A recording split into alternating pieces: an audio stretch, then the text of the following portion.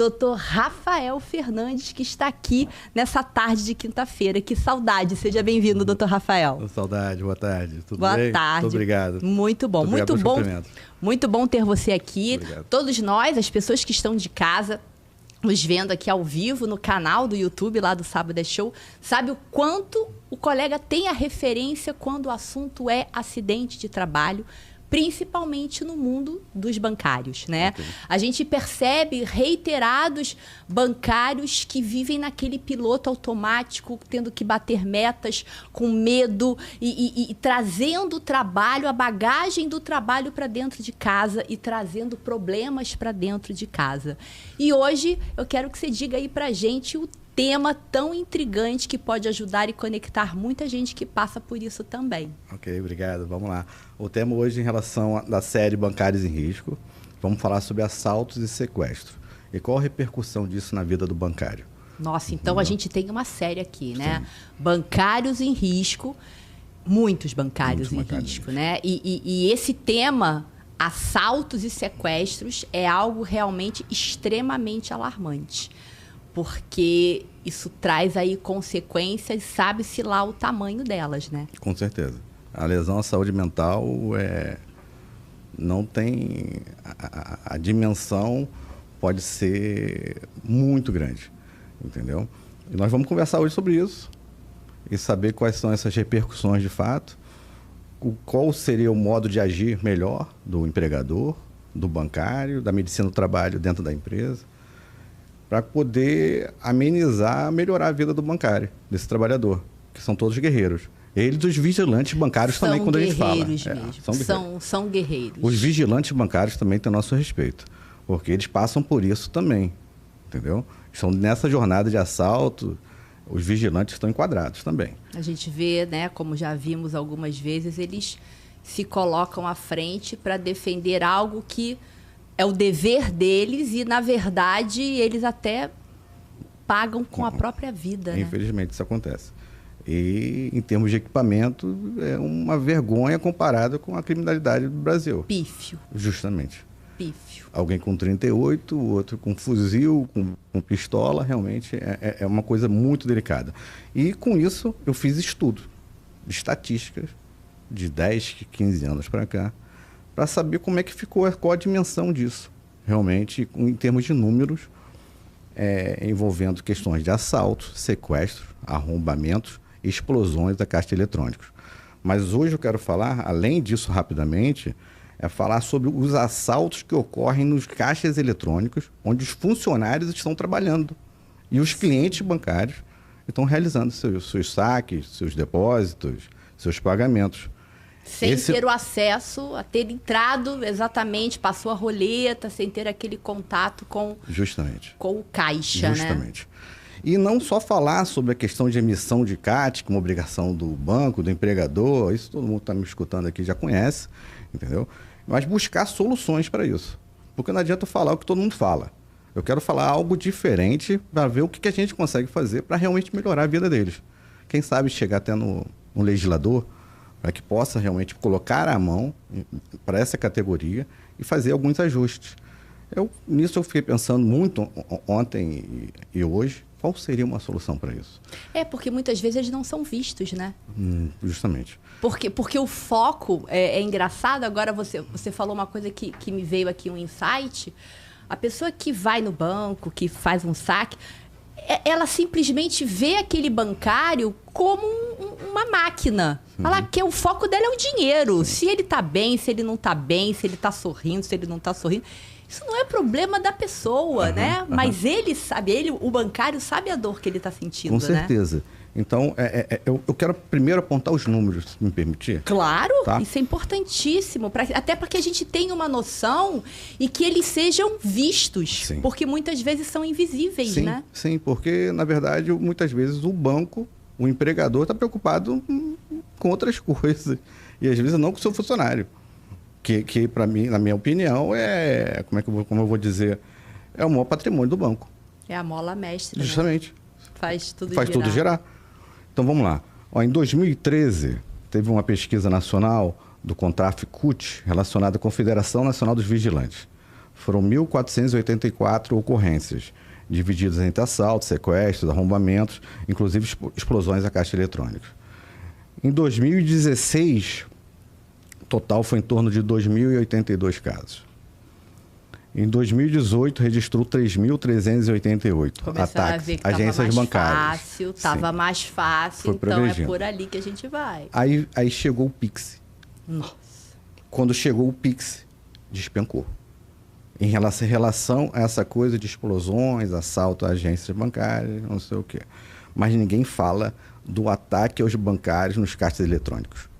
No ataque dos clientes e funcionários bancários nos caixas eletrônicos.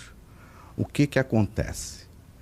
Eu ouvi alguns clientes que passaram por situação de assalto e o assaltante chega. Ele dá voz de prisão e começa a assaltar todos os da agência, inclusive os bancários, com arma em punho. Tem um caso relatado ano passado, aqui no Rio de Janeiro, com tiro na agência. E parece que é o vigilante patrimonial que está... Nós estamos falando dos caixas eletrônicos, não chega na porta giratória do banco. Fica na entrada até a porta giratória. Porta giratória, quando ocorre isso, os vigilantes, por obrigação, travam a porta. Então, os bandidos agem, impõem terror naqueles funcionários e naqueles clientes e vão assaltando, vão levando tudo. Agora, como que eles conseguem entrar naquela porta giratória? Vamos lá. Não é a porta giratória. Ele entra no banco e tem aquele conjunto de caixas eletrônicos. A porta giratória é mais à frente. Sim. Então, naquele intervalo ali, onde eles agem... Eles agem antes dessa porta. Antes da porta. Tá. Porque eles sabem que o vigilante está lá dentro. E até porque muitas vezes tem funcionários do banco ali auxiliando os idosos. Normalmente, sempre, né? Sempre tem funcionário auxiliando. Entendeu? E, por acaso, esses funcionários, na maior parte das vezes, são as pessoas que são vítimas de acidente de trabalho. Por quê? Porque ele se acidentou, ele não consegue voltar mais para a função dele de gerente ou caixa, porque ele desenvolveu lesão por esforço repetitivo, ou desenvolveu uma lesão à saúde mental, um burnout, seja o que for, colocam naquela linha de frente. Posso ajudar? Que é o famoso posso ajudar, né? Aquela blusinha do posso ajudar. Justamente. Eu entrevistei alguns um dia desse, perguntei isso, qual o seu sentimento? Rafael, quando eu chego ao banco, eu me tremo todo. Começo a suar, entendeu? E para mim é sensação de desespero. Aí teve um outro que virou e falou assim para mim: por que você olha tanto para trás? Ele auxiliando o cliente no caixa e ele olhando para trás. Por que você olha tanto para trás? Ele, não, nada não. Por quê? Já passou por assalto. Então, o que muitas pessoas não entendem, e que também não há estudos. O que me causou, que me chamou muita atenção, que não tem estudo da repercussão disso. Eu vi apenas um ontem, numa medicina do trabalho, não sei bem ao certo de onde que seria, numa revista, falando da repercussão disso, do estresse pós-traumático, entendeu? E que o estresse não é só momentâneo, não é só no momento exato do assalto, da situação de violência. Isso se perfaz no tempo, entendeu? Aí quando muitos falam assim, emitiu a CAT, vamos voltar para o assunto da CAT. Aí vira o gerente administrativo e fala assim, não, você não se acidentou, você não sofreu nada. Como não sofreu nada? Então... esquecida a questão do estresse pós-traumático, né? Eu, como terapeuta, né, eu vejo realmente muito no meu consultório exatamente isso. Fatos que aconteceram que estão lá isolados, mas com o passar do tempo, situações similares trazem ele aquela memória antiga, que é exatamente isso que você passa agora. Com certeza. Inclusive, eu acredito, se um estudo desse for levado a sério, com profundidade, nós vamos esbarrar na esquizofrenia, em alguns casos. Entendeu? Eu tenho casos de esquizofrenia no escritório relacionado a acidente de trabalho. E que nós defendemos que se não fosse aquele acidente de trabalho, aquela pessoa não se tornaria esquizofrênico. Aí você pergunta para o médico o seguinte, doutor, tem relação aquele acidente de trabalho com a esquizofrenia dele? Depende. Pode ser que aquela esquizofrenia nunca fosse dar start nunca fosse virar aquela chave. Talvez ele tenha uma carga genética lá atrás de esquizofrenia. Sim, mas o trauma do susto, de todo o dia a dia, daquela tensão, do acordar, se arrumar, ir para um local que para ele é prejudicial, é arriscado. Sim. Isso todo dia, Sim. né? Essa repetição. Sim. É como se estivesse jogando aquela areia todo dia, todo dia, sim. todo dia. O desespero constante. Se aquela pessoa tiver uma carga genética de esquizofrenia, pode vir a desenvolver. Eu defendo isso em alguns processos nossos, que muitos entendem que não tem relação, mas eu entendo que tem uma concausa, pelo menos, com relação à esquizofrenia, que é extremamente incapacitante. Não preciso falar maiores detalhes, de delírios psicóticos, de imaginar coisas que não existem. Então, todo cuidado é pouco. Então, eu acho que tem que ser levado à mesa com estudo. Esses bancários que passam por situações de assalto, de sequestro, vamos falar rapidamente também, por situação de assalto, ele tem que ter, de imediato, a ajuda do seu empregador, dentro da medicina do trabalho da empresa, para poder amparar esse empregado psicologicamente, mas não só naquele momento, mas de forma continuada. Mas também, talvez, o próprio gestor do banco, gerente, enfim, como falou, dificilmente eles emitem a questão da CAT, né? Porque, você não sofreu nada, porque eles imaginam que o sofrimento seria físico, sim, né? Sim. Então, seria também no sentido de você educar que acidente de trabalho também não é visível. Sim. É algo psicológico. Sim. Então, é esse entendimento que não é visto pelos gestores bancários, pelos gerentes ou por aqueles responsáveis da emissão da CAT, né? Porque a lesão à saúde mental não sangra, né?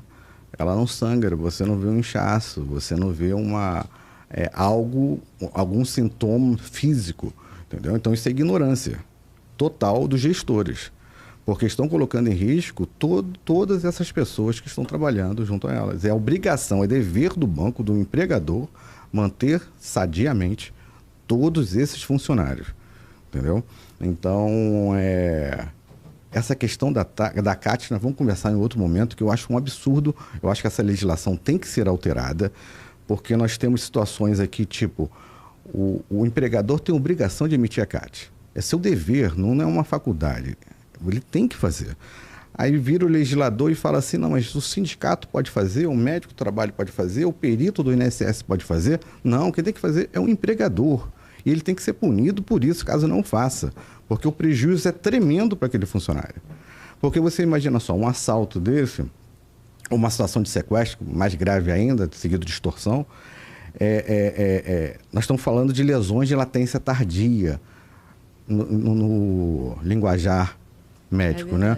Então, essa latência ela pode vir subindo devagarinho, em 6 meses, 1 ano, 5 anos, 10 anos, 15 anos aparecer. Mas o start foi lá atrás. Então, essa CAT documenta isso. Aí você utiliza uma CAT que não é do seu empregador, chega no INSS e não tem o mesmo peso. Chega judicialmente, alguns falam que não tem o mesmo peso. Ou o legislador altera para dizer que todas as CATs emitidas têm o mesmo peso, ou ele diz, caso o empregador não emita a CAT, será passível não somente de multa, mas de outras punições. Isso é bem importante porque é uma visão que, além de salvar vidas, não há dúvida, da própria pessoa que sofreu, né, esse dano, a gente também fala de uma coletividade que é o ambiente familiar, né? Sim. Porque você ter uma pessoa que na sua casa, seu marido, sua esposa, ou a pessoa que é o bancário, e que leva para dentro da sua casa todo esse estresse emocional, seja crise de ansiedade, crise de pânico, o próprio burnout em si. Então, imagina a infinidade de pessoas que sofrem esses danos reflexos, né? Com certeza. E nem falamos de sequestro ainda, seguido de extorsão. Nossa, o sequestro, então, eu já fico extorsão, imaginando... que é absurda a cena. É diretamente a família, diretamente né? na família, diretamente nas crianças. Mas em relação a isso, o que temos que fazer? Buscar soluções. Qual a solução para isso? A CAT, eu acho que tem que ter alteração legislativa. Tem que melhorar, tem que se aprofundar. A legislação de 91 tem que se aprofundar em relação a isso. Tem que ser mais precisa, né? Tem que ser mais preciso, eu acho que está muito no ar e causa insegurança jurídica. Segurança jurídica, nós já sabemos que realmente não tem proteção, praticamente, porque a pessoa acha que o direito dela é aquele ali, o dever do empregador é aquele ali, e ele não faz. Isso. Então fica subnotificado. E ninguém faz nada. Fiscalização, de repente, não é tão eficaz diante dos costumes do brasileiro em infringir normas, regras. E também os próprios bancos, eles não têm um trabalho terapêutico que possa dar esse suporte, né? De encorajamento, de fortalecimento mental, porque a pessoa já chega com problema quando vê já começou a trabalhar e quando vê acabou o dia e vai para casa, vai dormir no dia seguinte e é essa loucura, né? Com certeza, isso nós estamos falando só a ponta do iceberg. Se nós começarmos a descer, nós vamos falar de metas absurdas, metas desumanas, vamos falar de imposições absurdas, vamos falar de lesões por esforço repetitivo, vamos falar de burnout, vamos falar de inúmeras outras coisas, porque isso é só uma pontinha do iceberg. Tem inúmeras coisas abaixo, né? À toa que o legislador aponta o bancário como uma profissão de risco, inclusive por lei. Tem uma carga horária diferenciada em relação aos demais trabalhadores. E pelo seu conhecimento, o que seria possível, né? O que seria necessário, mesmo que estejamos aqui em devaneios, mas não acredito que seja isso, mas o que seria necessário preventivamente para que o banco ou para que as instituições financeiras possam proteger os seus colaboradores e evitar tantas perdas profissionais, porque daqui a pouco está afastado e, enfim, e fica esse ciclo vicioso, Sim, né? A repercussão disso na vida do trabalhador e dos seus familiares é tremenda. Muita gente que tem uma visão de uma carreira extremamente produtiva, ele começa a decolar, simplesmente abre o reverso no ar e ele cai. Cai. E não consegue voltar, Não né? consegue voltar. Porque ele já está doente. Ele já está doente e vai passar para onde? Posso te ajudar lá na frente? Ele tinha intenção de chegar a um superintendente, a um gerente geral? Jamais. Passou. Acabou. O avião dele caiu. Então, a maioria, dentro da sua pesquisa, as pessoas que ficam ali na frente, no posto de ajudar, são pessoas que já estiveram lá dentro. Já, são pessoas antigas. Estou falando de 20, 30 anos de banco. Que ficaram doentes e realmente não conseguem desenvolver mais a sua atividade como desenvolvia anteriormente. Por isso, o próximo tema, nós vamos falar sobre isso também. Entendeu? Agora, a questão hoje, qual é a solução hoje para isso? Já que não tem segurança, talvez, para os colaboradores, os funcionários, e nem para os clientes. Os clientes vão receber o seguro do que for assaltado? O bancário vai receber? Não sei. Agora, a questão toda é a seguinte, o que fazer? Uma viatura em cada porta de uma agência? Sim. Qual o faturamento dos bancos hoje? Vamos falar de 70, 80 bilhões por ano? Né? 100 bilhões por ano? O que seria uma viatura pagando? Por exemplo, se nós trouxermos um exemplo aqui europeu, os policiais em muitos países da Europa, eles são contratados também dentro da iniciativa privada. E existe esse convênio. Digamos que aqui existisse um convênio com a Polícia Militar do Estado do Rio de Janeiro, e onde tivéssemos 2 policiais e uma viatura na porta de cada agência. Na porta. Ele não pode sair dali. Isso já seria um grande avanço. Com certeza seria um grande avanço. Uma solução aonde já afastaria... Com certeza. Eu vejo lá fora, quando eu viajo, tirando a segurança patrimonial que tem nas empresas, nos shoppings, não sei o quê, tem os policiais fardados também, caminhando. E eles são pagos ao Estado por cedê-los por estarem ali. Por que o Brasil não pode fazer isso também? Vamos pensar aqui em aumentar o concurso público para ter mais policiais voltados para as agências bancárias, por exemplo? Montar separar um grupo seleto da polícia para que faça essa atividade e o banco paga isso? Acho que o banco não tá cansado de perder, não, né? Não, justamente, porque tem seguro e não está preocupado. Não está preocupado. Mas só que o filho que está em casa está preocupado se o pai vai voltar. Sim. Se ele vai ficar doente ou não. O filho está preocupado, a esposa está preocupada, o marido está preocupado. E aí é justamente nesse gancho do filho estar preocupado, da esposa estar preocupado, que eu acho que a gente pode até entrar na questão do sequestro, né? Sim. O sequestro, ele nasce, mas de informações internas do banco, né? A questão toda é a seguinte. Tem uma série que eu vi um dia desse, eu não me recordo o nome, que demonstra uma situação de sequestro de um gerente, tesoureiro, alguém que tinha a chave do banco, entendeu? E aquilo é o retrato, realmente. Eles estudam, avaliam aquele bancário que tem a chave, que tem acesso ao cofre, à agência, e no momento certo, eles fazem um cerco aos familiares. Nós temos vários relatos, isso aí, se buscar na internet, nós vamos achar. Verdade. Entendeu? E a repercussão disso na vida dos familiares, das crianças, do gerente, é tremenda. Então, tudo isso tem que ser posto em pauta, ser estudado e procurar qual o melhor caminho para se acertar isso. Porque as pessoas, infelizmente, nós brasileiros, falamos muito das consequências. Queremos tratar muitas consequências. E não queremos tratar o problema lá atrás, raiz. A gente fala do sintoma, mas não fala da Justamente, causa, né? E tipo, esquece a causa. Vamos matar a causa. Enxuga gelo. Isso aí. Vamos enxugar gelo. Isso aí. Vamos matar a causa para que a pessoa não fique doente, para que a pessoa não se coloque em risco, que a pessoa não fique desesperada por ter que ir trabalhar.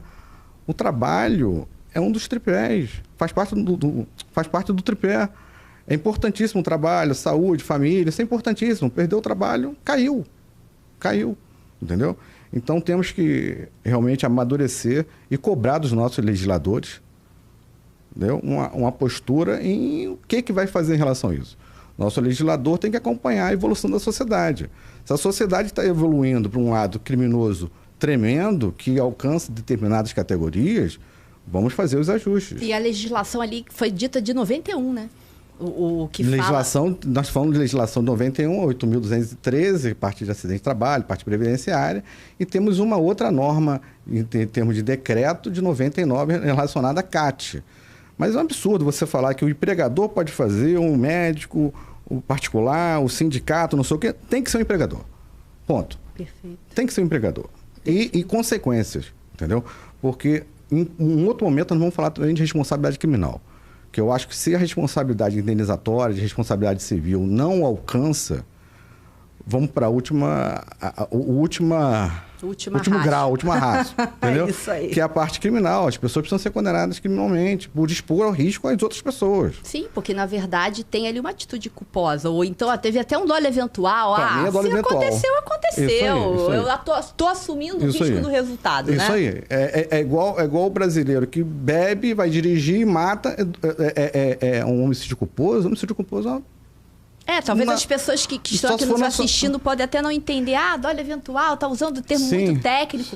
A questão do dolo eventual é quando a pessoa não tem intenção, mas ela assume o risco, né? Ela assume aquele resultado. Então, tá lá o responsável do banco, ele sabe que pode acontecer, mas o que a gente chama é aquela pessoa que acredita, não vai acontecer, tá tudo bem, só que vai lá e acontece. Isso aí. Então, ele assumiu o risco do resultado, né? Ele assumiu aquele resultado e, também não estou lá.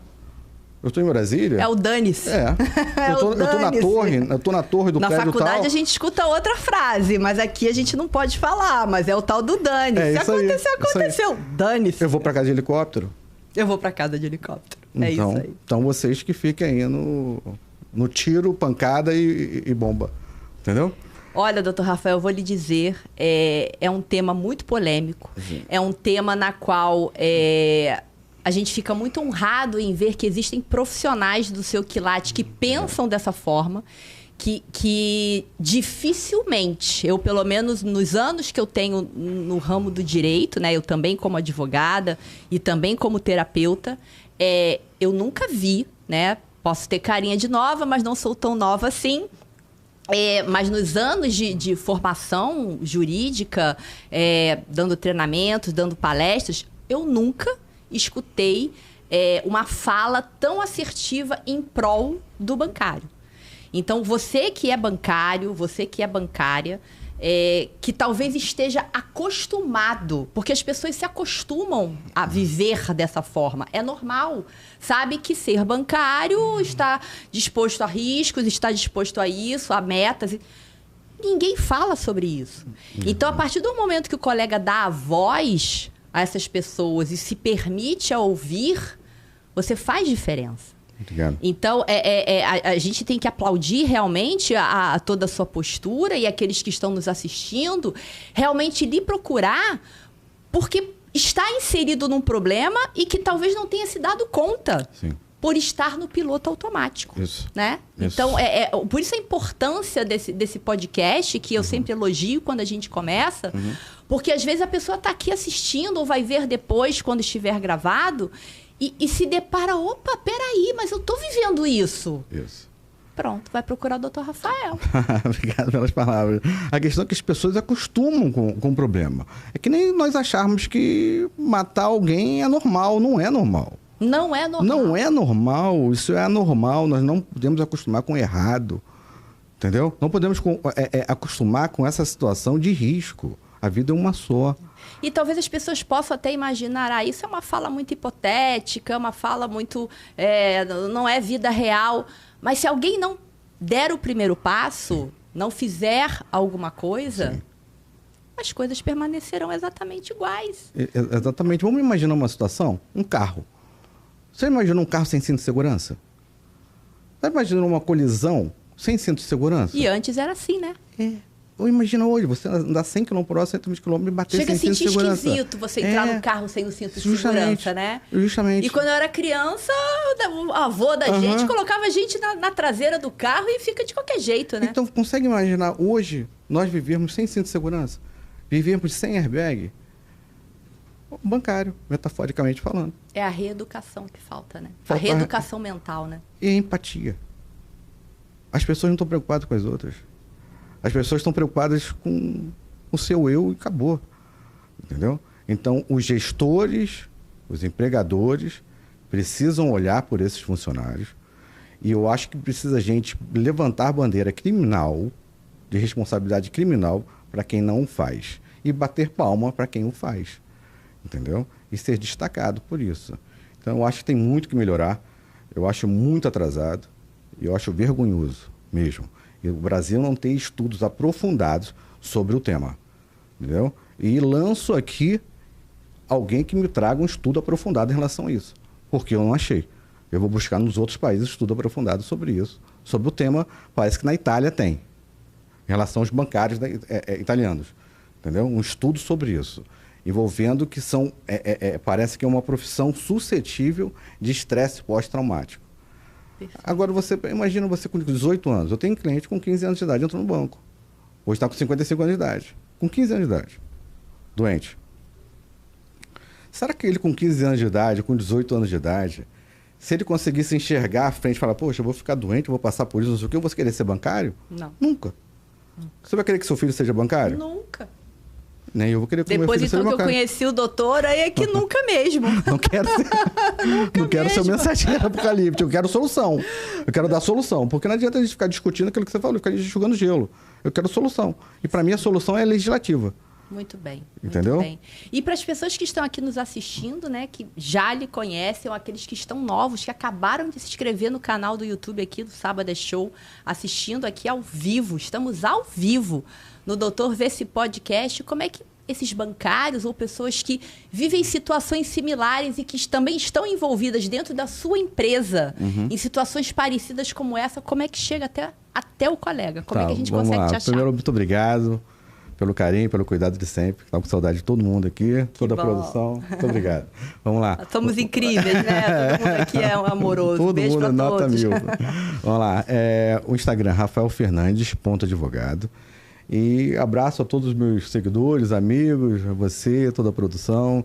E um prazer estar aqui de volta. Não, o prazer é todo nosso, obrigado. né? E a gente só tem realmente a agradecer. Eu sei que muitas perguntas entram não só no seu Instagram, como também no nosso canal do YouTube. Então, se você tem dúvidas sobre esse tema, pode lançar no nosso canal, porque lá vão ser respondidas pelo Dr. Rafael. Siga-o nas redes sociais, onde ele também responde todas as suas dúvidas. E aquela... Diga. Mais uma coisa, pela ordem. Lógico, todas as informações são relevantes. Tá, eu esqueci uma coisa. O segundo tema nós não teremos tempo hoje. Não teremos. Não, acho que nós não teremos tempo hoje. A gente vai ter tempo para poder falar mais um pouquinho? Um pouquinho, produção? Olha, ok. viu só? A gente pede com carinho. Então a gente volta no outro bloco para falarmos sobre o tema número 2. Maravilha. Muito obrigado de novo. Não, e na verdade eu queria até encerrar esse bloco falando que o Dr. Rafael, ele é como se fosse aquela história da parábola do menino que vai jogando as estrelas do mar, que estão na areia, né, pegando sol. O menino vai lá, pega aquela estrela, joga no mar. Pega outra estrela, joga no mar. E o pai chega e fala, meu filho, para que você vai fazer isso? Olha a quantidade de estrelas que estão aí no mar. Pai, essa daqui eu sei que eu vou fazer a diferença. E é assim que é o seu trabalho. Muito obrigado. E para você que ficou conosco até Muito aqui, obrigado. até já, até o próximo bloco.